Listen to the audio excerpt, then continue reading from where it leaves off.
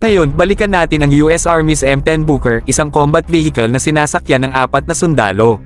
Sa bilis nitong umaabot ng higit sa 40 miles per hour, ang M10 ay maaaring mag-alaw ng mabilis upang suportahan ang infantry nito.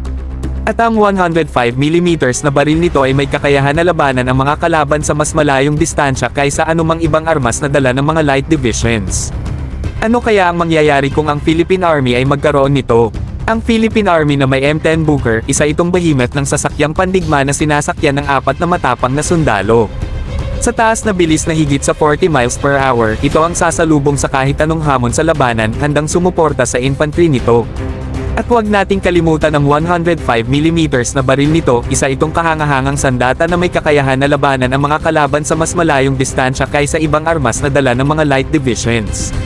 Ito'y tulad ng pag-abot sa kalaban at pagpatay sa kanila mula sa malayo. Ang ganitong kapangyarihan ay magbibigay ng walang katulad na kahandaan sa labanan. Ngayon, isipin natin kung ano ang mangyayari kung ang Philippine Army ay magkaroon ng ganitong kahangahangang sasakyan pandigma. Mga bro, ibig sabihin nito ay magkakaroon sila ng di matitinag na puwersa na maaaring kumilos ng mabilis upang magbigay ng mahalagang suporta sa infantry nito.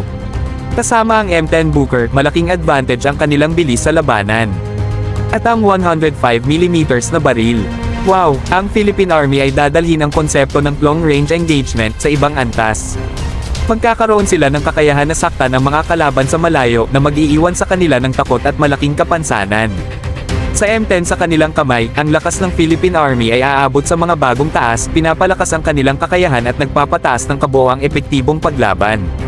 Ang pagkakaroon ng M10 Booker ay magpapatibay sa kakayahan ng Pilipinas na protektahan ang sarili nitong soberanya at mga mamamayan. Ito'y magpapakita ng dedikasyon ng bansa sa pagpapanatili ng kapayapaan at seguridad, habang nagpapadala ng malakas na mensahe sa mga potensyal na banta na handa at kaya ng Philippine Army.